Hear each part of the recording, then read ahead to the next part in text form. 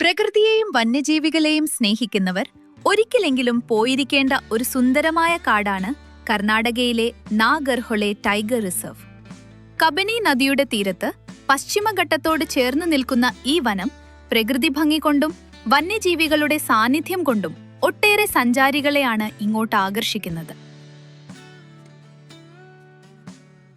പച്ചപ്പു നിറഞ്ഞ വലിയ മരങ്ങളും വിശാലമായ പുൽമേടുകളുമൊക്കെയായി മനുഷ്യന്റെ ഒച്ചപ്പാടുകളിൽ നിന്ന് മാറി നിൽക്കുന്ന ഈ കാടിന്റെ ഭംഗി വാക്കുകൾക്ക് അതീതമാണ്. ഇവിടെ എത്തുമ്പോൾ ശരിക്കും നമ്മൾ മറ്റൊരു ലോകത്ത് എത്തിയതുപോലെ തോന്നും. കാടുകയറി അധികം വൈകാതെ തന്നെ ഞങ്ങളെ സ്വീകരിക്കാനെന്ന വണ്ണം ആദ്യം മുന്നിലെത്തിയത് വലിയൊരു മാൻകൂട്ടമായിരുന്നു. മനുഷ്യരെ കണ്ട് യാതൊരു ഭയവുമില്ലാതെ പുല്ലുമേഞ്ഞു നിൽക്കുന്ന പുള്ളിമാനുകളാണ്. വനത്തിന്റെ തുടക്കത്തിൽ തന്നെയുള്ള ഈ കാഴ്ച സഫാരിയുടെ ആവേശം ഇരട്ടിയാക്കി.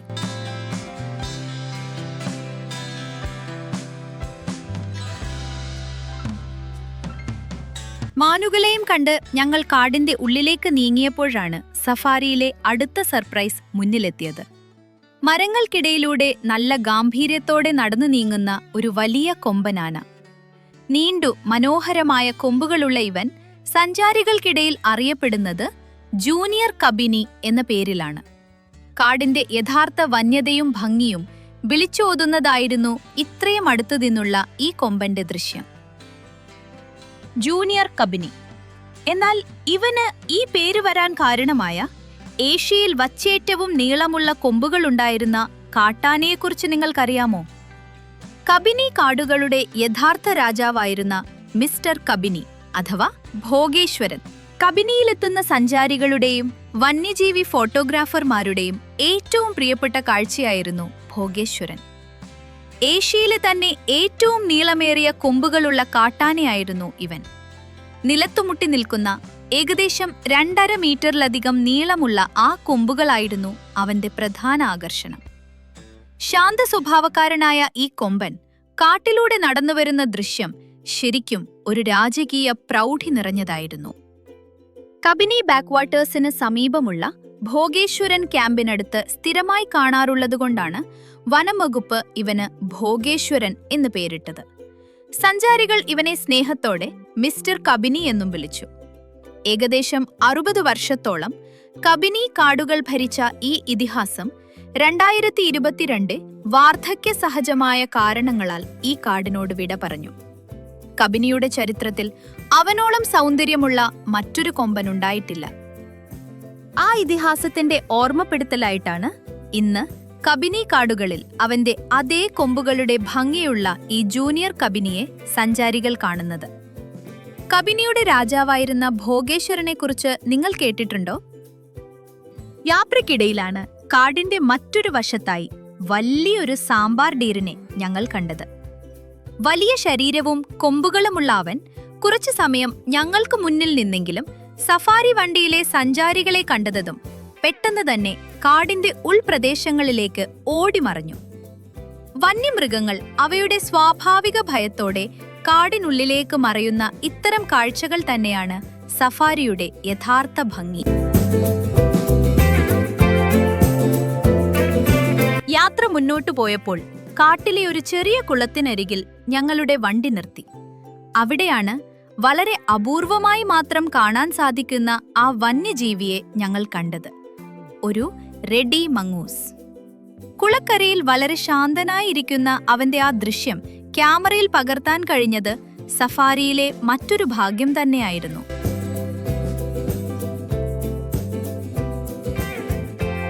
ഇന്ന് നമ്മൾ കാണുന്ന ഈ കാടിന് ഒട്ടേറെ ചരിത്ര കഥകൾ കൂടി പറയാനുണ്ട്. പണ്ട് മൈസൂർ രാജാക്കന്മാരുടെ പ്രധാന നായാട്ടു കേന്ദ്രമായിരുന്നു ഈ വനപ്രദേശം. വന്യമൃഗങ്ങളെ വേട്ടയാടാൻ രാജകുടുംബങ്ങൾ എത്തിയിരുന്ന ഈ പ്രദേശം 1955-ലാണ് ഒരു വന്യജീവി സങ്കേതമായി മാറുന്നത്. പിന്നീട് 1988-ൽ ഇതിനെ ഒരു നാഷണൽ പാർക്കായും 1999-ൽ പ്രോജക്ട് ടൈഗറിന്റെ ഭാഗമായി കടുവ സംരക്ഷണ കേന്ദ്രമായും പ്രഖ്യാപിച്ചു. രാജീവ് ഗാന്ധി നാഷണൽ പാർക്ക് എന്നും ഇതറിയപ്പെടുന്നു.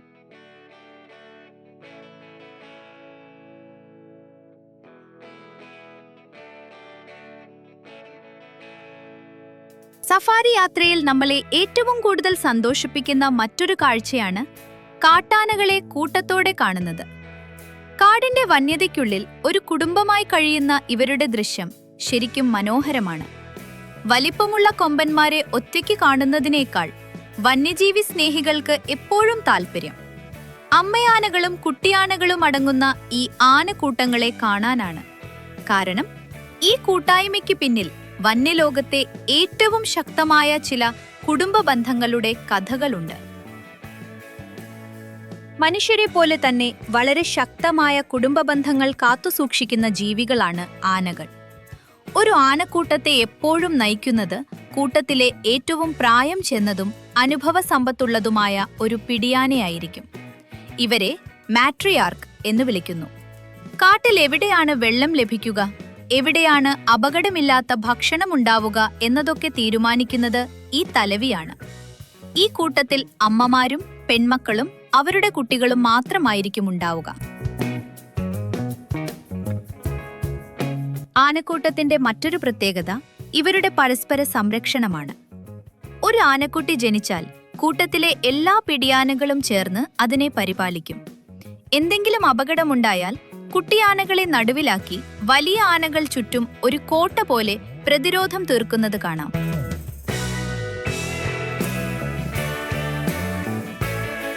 എന്നാൽ ആൺകുട്ടികൾ വളർന്ന് ഏകദേശം 12 മുതൽ 15 വയസ്സ് പ്രായമാകുമ്പോൾ അവർ ഈ കൂട്ടം വിട്ടുപോകാൻ നിർബന്ധിതരാകും. പിന്നീട് അവർ ഒന്നുകിൽ ഒറ്റയ്ക്കോ അല്ലെങ്കിൽ മറ്റ് യുവകൊമ്പന്മാരുമായി ചേർന്നോ ആയിരിക്കും കാട്ടിൽ ജീവിക്കുക.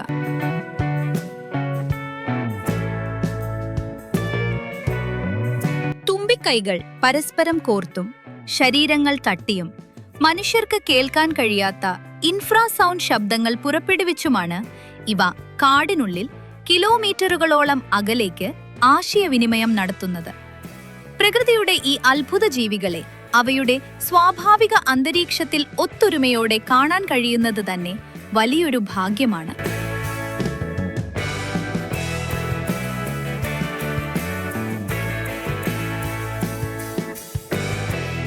അങ്ങനെ ഞങ്ങൾ ആനക്കൂട്ടത്തിന്റെ ഭംഗി ആസ്വദിച്ചു നിൽക്കുമ്പോഴാണ് പെട്ടെന്ന് ഡ്രൈവറുടെ ഫോണിലേക്ക് ഒരു കോൾ വരുന്നത്. സാധാരണയായി കാട്ടിൽ സഫാരി പോകുന്ന മറ്റു വണ്ടികളിലെ ഡ്രൈവർമാർ കടുവയെയോ പുലിയെയോ ഒക്കെ കണ്ടാൽ ഉടൻ തന്നെ പരസ്പരം വിളിച്ചു പറയാറുണ്ട്. ഫോൺ കോൾ വന്നതോടെ എവിടെയോ കടുവയെ കണ്ടിട്ടുണ്ട് എന്ന പ്രതീക്ഷയിൽ ഞങ്ങളുടെ മനസ്സിലും ആവേശം ഇരട്ടിയായി.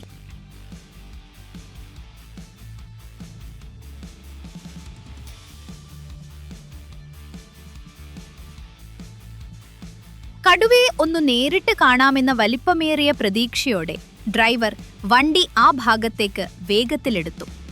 ശ്വാസമടക്കിപ്പിടിച്ച് ഞങ്ങൾ കാട്ടിലേക്ക് കണ്ണു നട്ടിരുന്നു.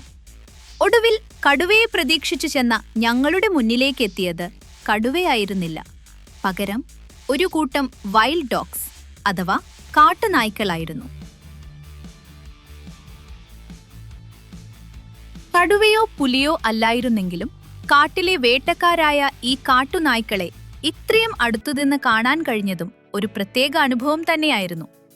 കാടിന്റെ രാജാക്കന്മാരെ കാണാനുള്ള ഭാഗ്യം ഈ സഫാരിയിൽ ഞങ്ങൾക്കുണ്ടായില്ലെങ്കിലും ഈ കാടും ഇവിടുത്തെ വന്യമൃഗങ്ങളും തന്ന കാഴ്ചകൾ ഒട്ടും നിരാശപ്പെടുത്തിയില്ല.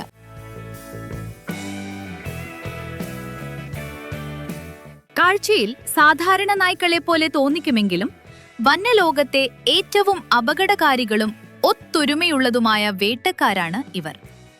ഒരു കൂട്ടമായി ഇറങ്ങിയാൽ ഇവരെക്കാൾ വലിയ മൃഗങ്ങളെപ്പോലും തന്ത്രപരമായി വീഴ്ത്താൻ ഇവർക്ക് സാധിക്കും.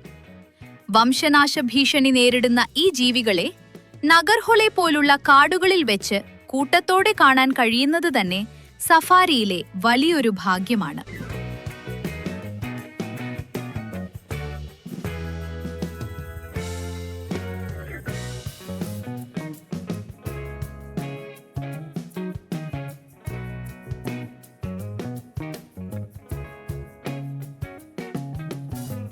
നഗർഹൊളയുടെ ആ വന്യതയും ശാന്തതയും അനുഭവിച്ചറിഞ്ഞുകൊണ്ട് ഞങ്ങൾ ഈ കാടിനോട് വിട പറയുന്നു.